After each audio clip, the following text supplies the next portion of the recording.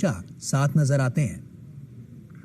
बिल्कुल, और ये लगातार हम इस बात को देख रहे हैं कि prime minister Narendra Modi ground zero पर जाकर के मुलाकात कर रहे हैं। इससे पहले भी अगर आप रिकॉल करें कि गुजरात में जब ट्रैजिक इंसिडेंट हुआ था, फायर इंसिडेंट हुआ था, तब भी prime minister Narendra Modi ground zero पर जाते हैं, वहां पर लोगों से मुलाकात करते हैं।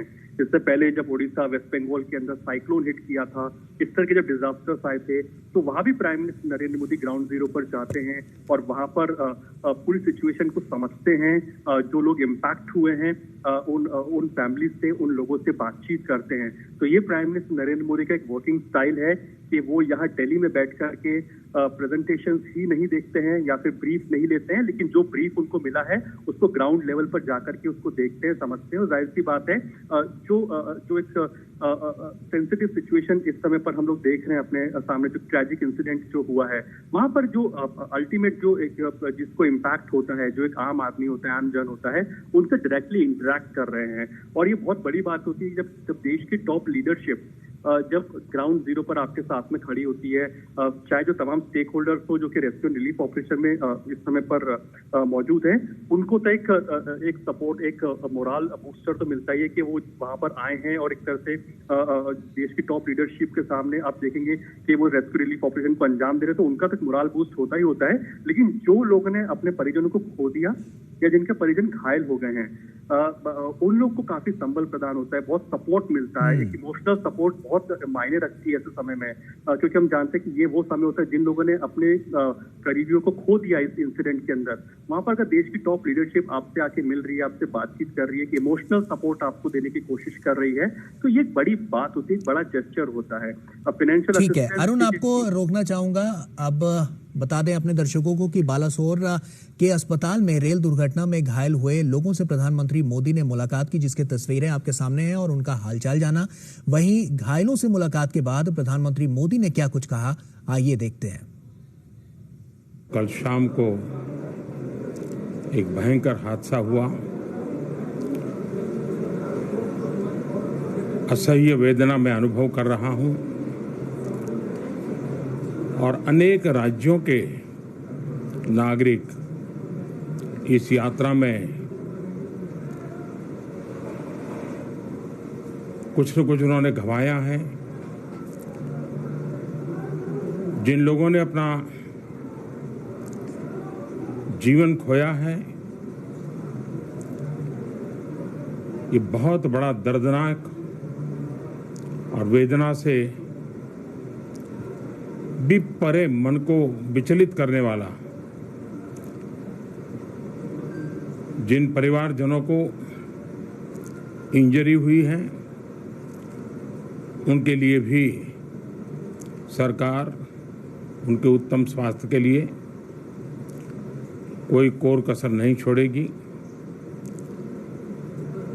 जो परिजन हमने खोए हैं वो तो वापस नहीं ले पाएंगे, लेकिन सरकार उनके दुख में, परिजनों के दुख में उनके साथ है। सरकार के लिए ये घटना अत्यंत गंभीर है। हर प्रकार की जांच के निर्देश दिए गए हैं और जो भी दोषी पाया जाएगा उसको सख्त से सख्त सजा हो, उसे बख्शा नहीं जाएगा। मैं उड़ीसा सरकार का भी, यहाँ के प्रशासन के सभी अधिकारियों का, जिन्होंने जिस तरह से इस परिस्थिति में अपने पास जो भी संसाधन थे लोगों की मदद करने का प्रयास किया, मैं यहाँ के नागरिकों का भी हृदय से अभिनंदन करता हूँ, क्योंकि उन्होंने इस संकट की घड़ी में, चाहे ब्लड डोनेशन का काम हो, चाहे रेस्क्यू ऑपरेशन में मदद की बात हो, जो भी उनसे बन पड़ता था करने का प्रयास किया है। खास करके इस क्षेत्र के युवकों ने रात भर मेहनत की है। मैं इस क्षेत्र के नागरिकों का भी आदरपूर्वक नमन करता हूं कि उनके सहयोग के कारण ऑपरेशन को तेज गति से आगे बढ़ा पाए रेलवे ने अपनी पूरी शक्ति, पूरी व्यवस्थाएं रेस्क्यू ऑपरेशन में,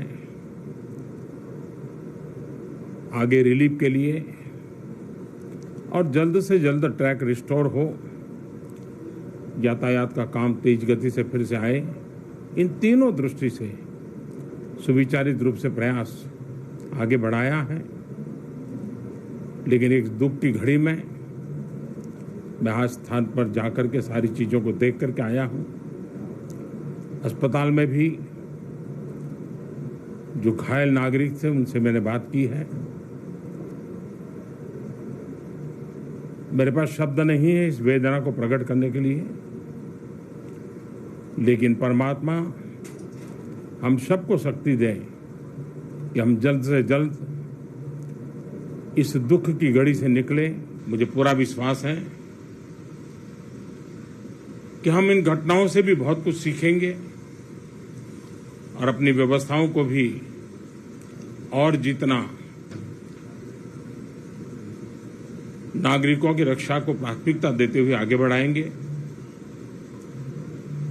दुख की घड़ी है, हम सब प्रार्थना करें इन परिजनों के लिए। तो प्रधानमंत्री नरेंद्र मोदी को आप सुन